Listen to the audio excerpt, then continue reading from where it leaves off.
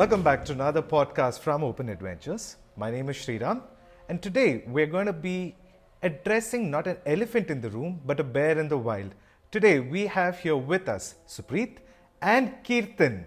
So, what were your thoughts when the Bear 650 first launched?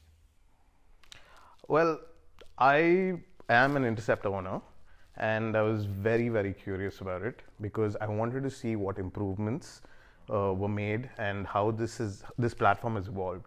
So that's the first thought that struck me was, will it be better and by how much? And should I upgrade? Or does it make sense for me to upgrade? Okay. Supreeth? So what I feel is, it's a direct comparison to an Interceptor. This is named also an Interceptor Bear 650. But I was curious, as I said, I really wanted to understand what the difference is between the old NT and the new NT right now. So yeah, let's speak about it. Okay, so we're going to go ahead and we're going to be asking you a couple of questions because I'm sure that both of you have had some fair amount of time with the vehicle and you've experimented in different terrains as well as tarmac, off-road trails. I'm sure you guys have done your fair bit of research around this particular bike. So I'm going to be asking you a few questions around that. We're going to go ahead and start with how the bike looks. How does it fare compared to that Interceptor? Does it still have that rugged retro appeal to it? Yeah, I would say the color schemes are great, right? The color themes they have put up on the new Bear are amazing. It's very, catchy. And the stance of the bike a little different than the Interceptor. Of course, the height is the first thing you notice with an Interceptor. It looks amazing. It looks amazing for me. What about you, Kirtan? Definitely. So I agree with Supreeth on all of that. I think the quality, the fit and the finish is definitely a notch above. More plush. Yeah, absolutely. It looks a lot more upmarket than the Interceptor. And just small things like you notice when you look at it in person, you notice paint quality, welding. They've improved it. Net, it just looks like a bike from a higher segment. So it looks more a bit on the luxurious end? Yeah, I would definitely say that. Yeah. It's the Scrambler version of the Interceptor, and yes, it's got a slightly higher raised up feel to it. It's got better suspension components, which we'll talk about, and it feels you can tell it's an iteration of the Interceptor, but it's got its unique identity. Okay. So you won't mistake it for the same Interceptor of the past. So if I had to line up all the 650s together, it's going to be standing out? I would think so, yes. Yeah, it would. Definitely. There's another thing which adds to the look. The speedometer, which is not centralized. Again, given it a little different look, which is different in the Royal Enfield segment right now. I think none other bike apart from the Bear has that positioning of the speedometer, which is a little offset. Right, not the conventional way of placing it right in center of making it look an obvious console in the center. So that's something which is different. That makes it a look. Adds to the Scrambler kind of a feel. Absolutely, it gives it that unique look, and it suits the bike's character. The offset, the Ducatis had it as well. The Ducati Scramblers, they had the offset dial, so it kind of goes with the theme of the bike.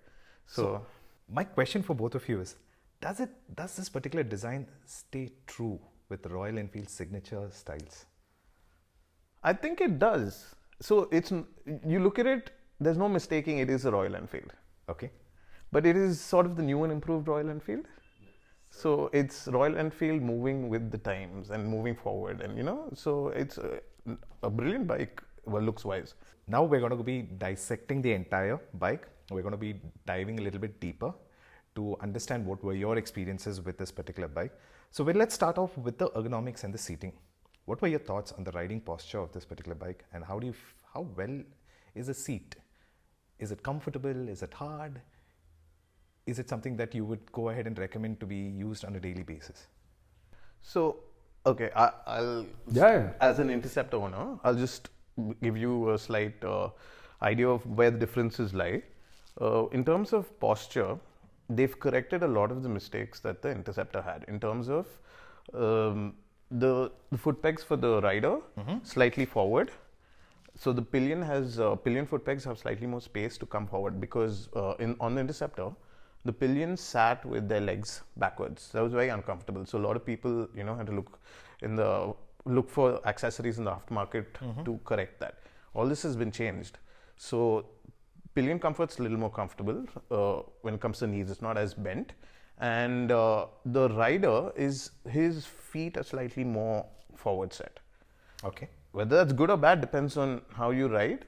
So I would say there's a change, and mostly for the good compared to the Interceptor. Not that the Interceptor is bad or anything like that, but they've taken a lot of feedback from people who have ridden the Interceptor, and they've incorporated it, which is good. Adding on to that, the seat. The narrow seat which was in the Interceptor, I was not really a fan of it. Man, it was a pain. It was a pain in the right area, But the seat in the Bear is plush. It's beautiful. It does what is meant to on highways and cities. It is very good. Right. Because the earlier seat, if you see, it is very narrow. It's hardly, we could probably tell you the exact the size of it, but this goes and fits very well.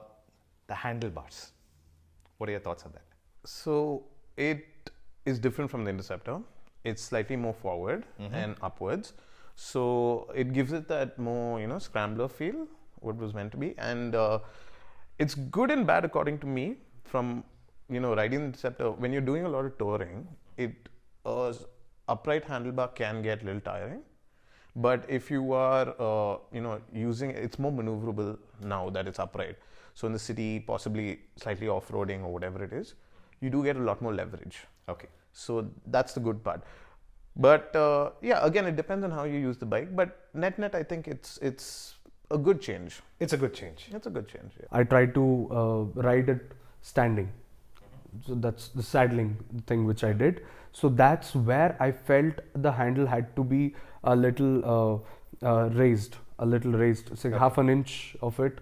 That would make the saddling a much better experience. I think that's purely depending on how tall the rider is as well.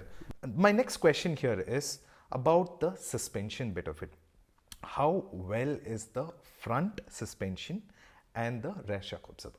Because I noticed that there was Showa in the front, and as far as the back is concerned, I want your thoughts, how you felt the ride quality was overall with those suspensions. Front. Showa shows you what it is. Absolutely. Right? It's beautiful, right? But I'm a little, tad bit unhappy with the rear suspension, as it doesn't suspend. I mean, there's no suspension. That's something which I was very much disappointed with this bike. Okay. Like, overall, if you have to say the fit and finish and all of this adds on, and then there's one thing, the suspension, the rear suspension. No, it's really not functional. What I felt from what ride I did yesterday. Okay, I took it on all kind of terrains where there were no roads, got into bushes, got off road, got on the good tarmac, and some patchy roads as well. But the rear gives you a beating, and it's very bad. It is too hard. It's too stiff. It's too stiff. So my experience with the suspension was funny because when I got the bike first, I had to take it into city traffic back home. So I had a pillion with me, and with the pillion, funny enough, the bike felt fantastic in the city. Easy to maneuver, a lot easier than my Interceptor. Okay. Carry the pillion. I felt like I didn't have too much weight at the back. Okay. And it was fantastic. So I got back home thinking, wow, they've really improved this. And I had no complaints with the suspension. The next day, we went on a long ride. It was only me on the bike. And that's when I felt the rear suspension just wanted to kick me off the bike. And this was not bad roads, by the way. We're talking about, tarmac, not perfectly flat tarmac, but, slightly undulations or whatever it is. And the bike just, I don't know, it never felt settled. Okay. It constantly, basically the product of a very stiff suspension. And I got down thinking, okay, maybe the preload was cranked up too high, but it was his lowest setting, the most comfortable setting. Yeah. And that was the stiffest. So it was a very funny move on Royal Enfield. I mean, I don't know. Apparently the bike was tested in Spain. Okay. And maybe they have fantastic roads there. I'm not aware. But whatever the reason, the suspension just does not do this bike justice. The rear suspension. The front is fabulous. No complaints with the front. Like Supreeth said, chef's kiss. Absolutely. Yeah. So there's one thing. Like on a good tarmac surface, it's beautiful. You won't have any complaints on either of the suspensions. Okay. But there's these junctions on the highways where you get these bridge where you see a little undulation on the road. That's where you get in and the rear is pushing you off. So that's where you can actually lose a little control on the bike. It really bucks you off. It bucks you off. Yeah. It bucks you off. Okay. Coming down, since you did mention about maneuvering inside the city, how easy, how comfortable is this bike inside the city for you to go ahead and zip around in traffic on a daily basis? So the bike handles well. Again, it's around the same weight as the Interceptor, possibly few kgs difference between them. It feels lighter. Okay. It is definitely more maneuverable because you've got a lot more leverage on the handlebars. And it's great in the city if you're you're okay with the weight. And the engine smooth, so easy. Clutch is slightly, well, it's not a hard clutch, but it's not exactly the lightest clutches. Yeah, so it's manageable. But yeah, it's a great bike to maneuver in the city. Now, both of you have done some good speeds on tarmac as well. Now, I want to know, what was the experience in high speeds with this particular bike? So this bike, okay, from my point of view, riding the Interceptor and doing those same speeds, I will say that it has a better mid-range. It gets to those speeds quicker. Okay. But it kind of tops out at 140, 145. If you really push it, maybe you go past 150, but it doesn't go above that. Whereas the Interceptor, I think, has slightly more on the top to give it. So they've tuned it in such a way that they've given more usable torque in the mid-range. Okay. So, I mean, the use case where you're going above that speed anyway is very rare in our conditions. So I think the decision was the right decision. Okay. So very usable and very smooth. You notice the smoothness and the rapid rate at which it gets those speeds more than on the Interceptor.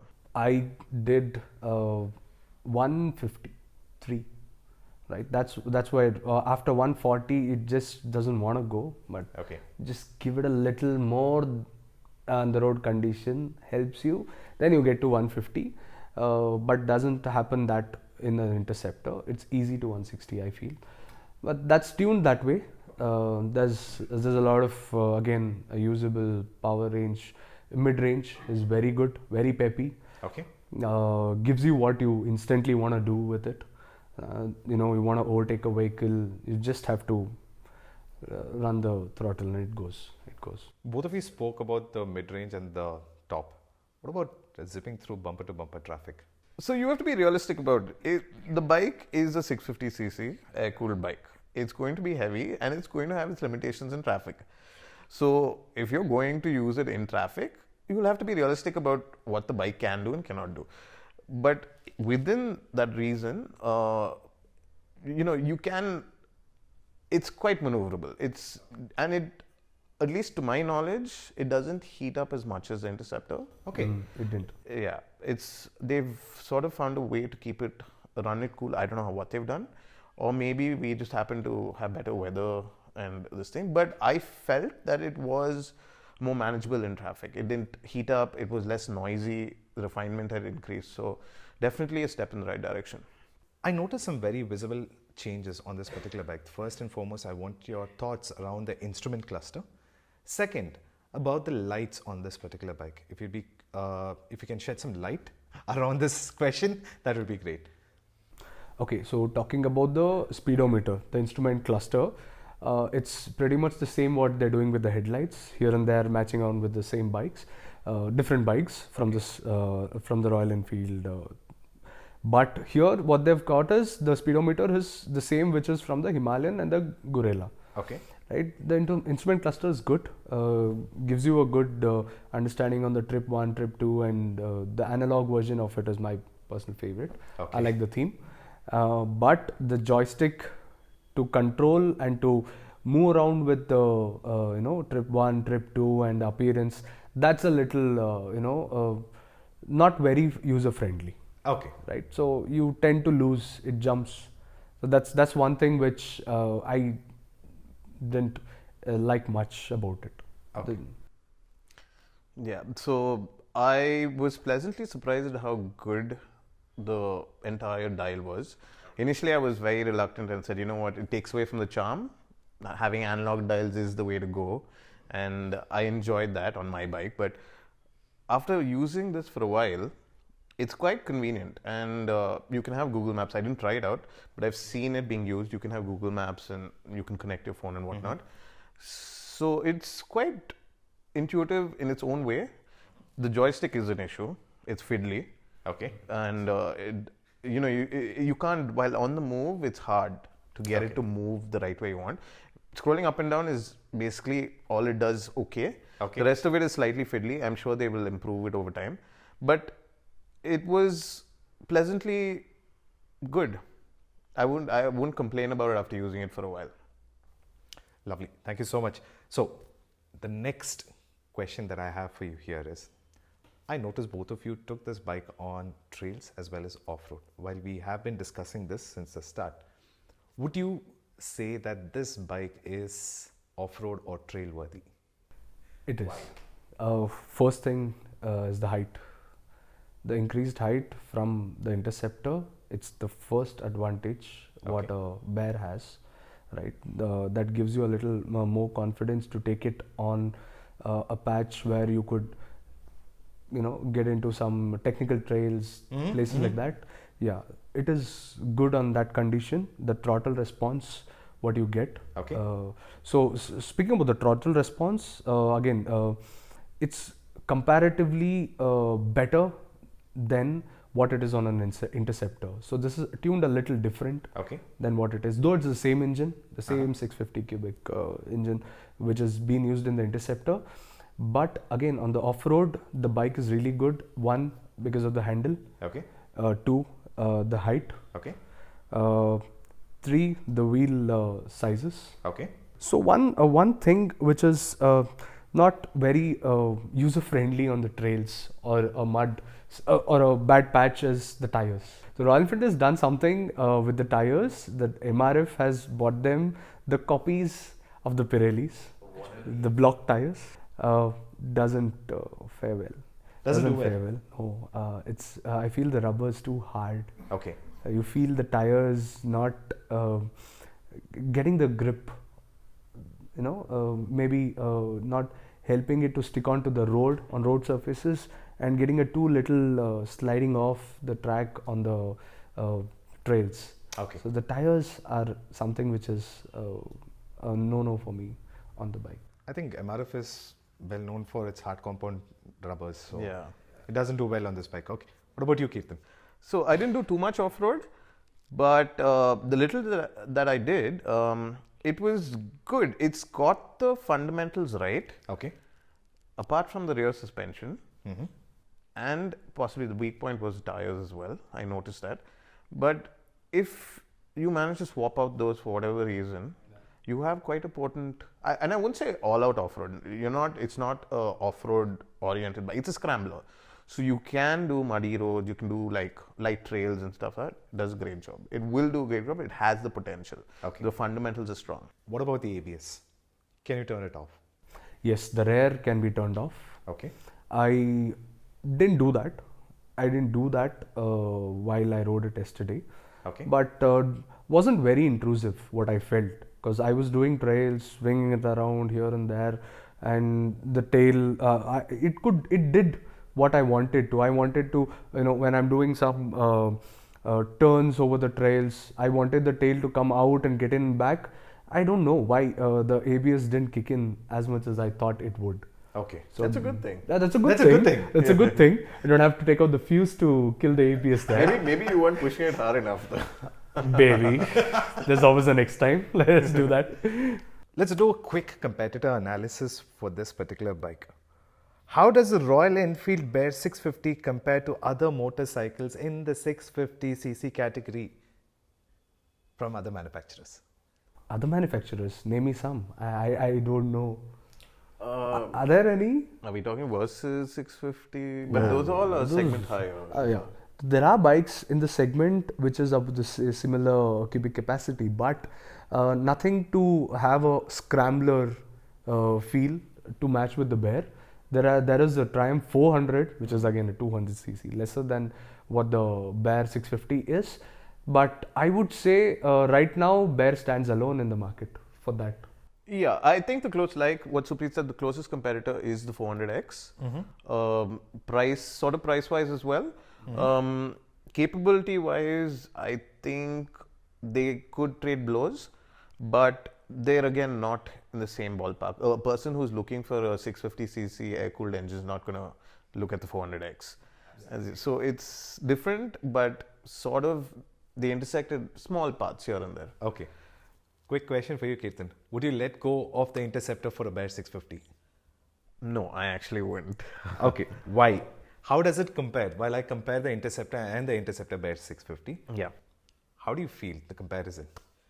So, because of the way I ride, and I use my bike to tour a lot. Okay. And I do a lot of highway kilometers on it. Okay. I like that it has a better top end. It doesn't top out at that. I do quite brisk paces on the highway when allowed and when the road is free. So that was one of the deciding factors. And secondly, also the suspension is one of the other reasons. So Okay. Also, I'm very fond of my Interceptor. So.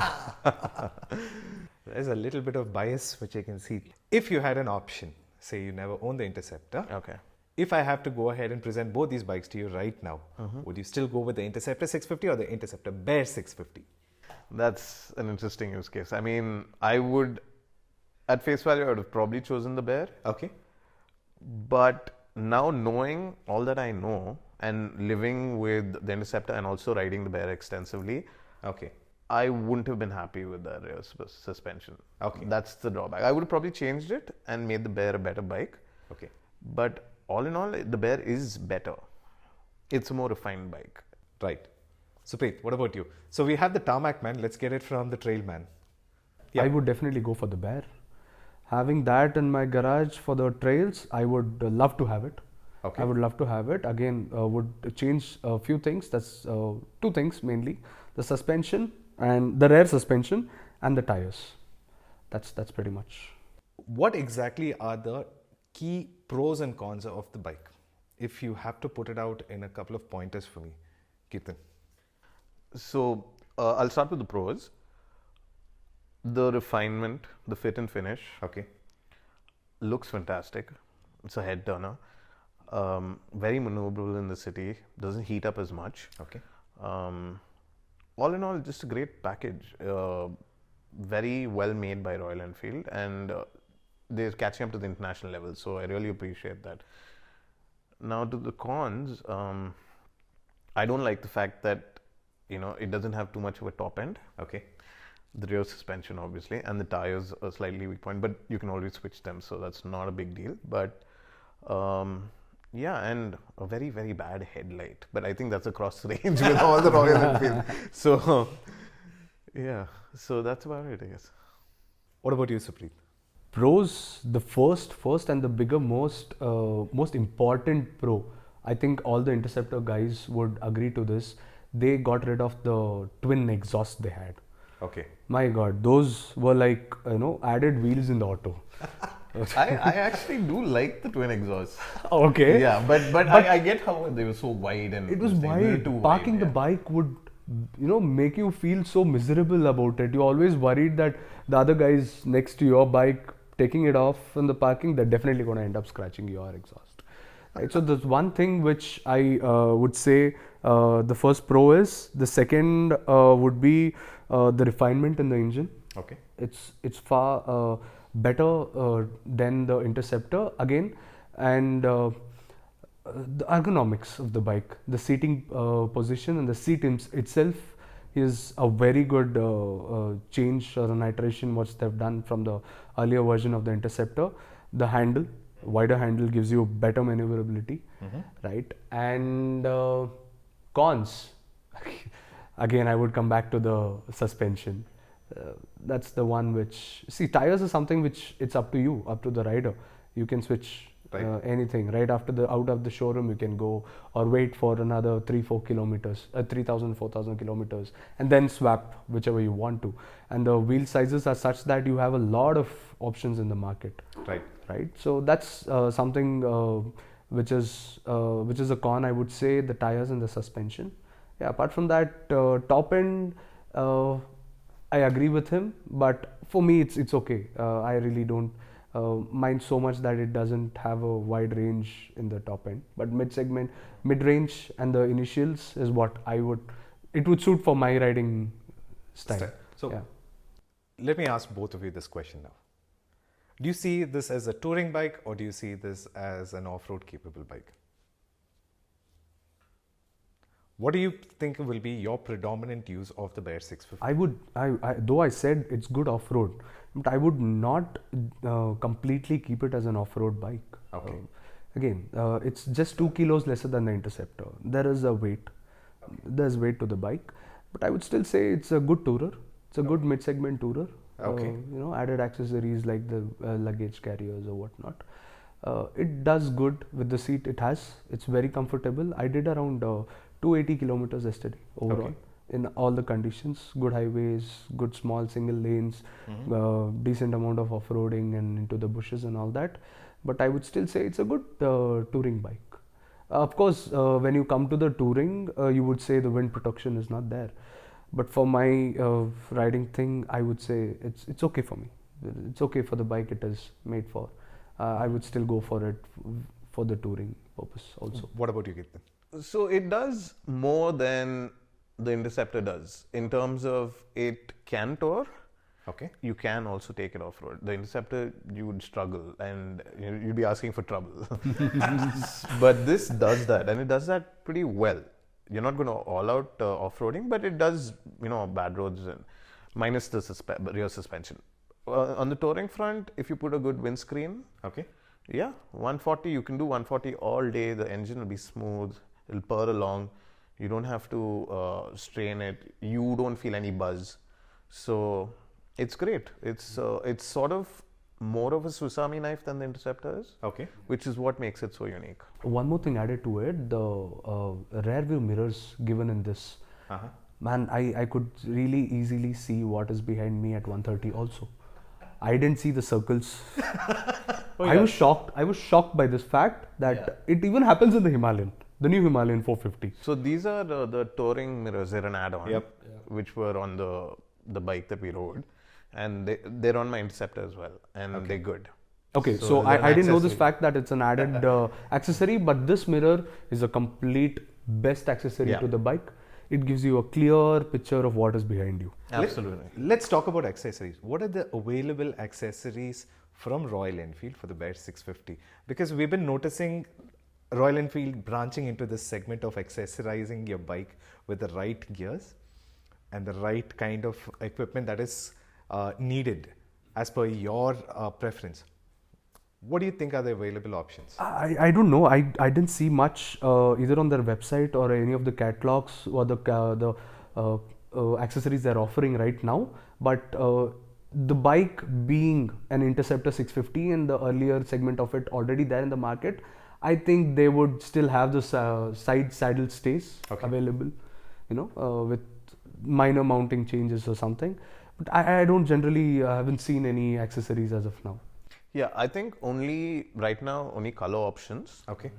I don't think the accessories are out, but knowing Royal Enfield, pretty soon you'll have a whole slew of accessories coming out. But then plus the good thing about Royal Enfield bikes in general are that in about 6 months' time, the aftermarket will have everything you possibly want. Right. 6 to a year or whatever it is. Because You would find it difficult to pick one from which manufacturer. But I would suggest personally go with the OEMs. May it be for the crash guards, and the top racks. If they come up with a top rack for this bike, go with the OEMs. Better any day. Right now, we're going to go ahead and I'm going to be putting out some quick questions. I just need a one-word answer for you. Heat management, which is better? Interceptor or Bear 650? Bear 650. Bear 650. Touring accessories, do you think needed or not needed? A handlebar razor. I would leave it as is, but then again, that's subjective. So yeah, depends on the rider. Yeah, depends on your height, what position you're comfortable with. So price comparison, what do you feel is worth it? The Interceptor or the Bear 650? So this is an interesting point because the delta is the top spec Interceptor and the top spec Bear is 40,000, which is not a small amount. But I do feel for the fit and finish and the refinement, it's worth it. Bear offers is worth it. Yeah. I would still. And it's more versatile. Yeah. You can use the Bear on more instances than the Interceptor. You can do, say you're on a touring where you meet a bad patch. Okay, next question for you guys in that case. Touring, Bear 650 or the Interceptor 650? I would choose the Interceptor for the one reason that I mentioned earlier, but yeah. Bear 650. Off-road or trails? That's an easy one. The Bear. The Bear. Bear, of course. Not the Interceptor, man. No. You don't want to damage your sump. I find it hard. Okay, on the twisties, would you suggest a Bear 650 or the Interceptor 650? Both. Yeah. Both. Yeah. I would say the Interceptors are still good on the cornerings. Bear also works fine. Really good. So they both have their. The Bear is slightly more maneuverable because of the handlebars, but the Interceptor feels lower to the ground. So pros and cons depending on your riding style, I guess. Lovely. Overall verdict on this bike, is it a yay or a nay? Of course. Yeah. Please switch out the rear suspension. Yeah. Yeah. Rear suspension, everything is sorted. It's the one which is going to be the next bike for the guys who want to say that I would want to still do touring and take it a little bit of an off-road. It's a good bike. Okay, one question which I did have in mind, since you guys did mention a lot about this rear suspension, what would you suggest as an alternative for the suspension? So the Interceptor has Öhlins and YSS option for suspension both front and back. The thing with the Bear is it's got longer travel suspensions. I don't know if they've come out with anything as yet, but I'm sure they will. Okay. Especially for the rear, considering how stiff it is. If they do, that'll be brilliant. Especially if it's adjustable, you can tweak it. Yeah, I would still say that I think since the height has increased, I think they will have to come out with a different version of it, adjustable one. YSS would or should. All right, thank you so much, and that's a wrap from Open Adventures. A special thank you to Maverick Motors Lalbagh Road for giving us a bike and letting us experiment the way we wanted to. A very special thank you to Kirtan as well for joining us on the show here today, as well as our regular Supreeth. And if you do love the work that we do, please do leave a like, share and comment. And I'll be leaving both of their Insta handles. And if you have any questions for them, feel free to reach out to them. Once again, thank you so much for joining in. Thank you. Thank you.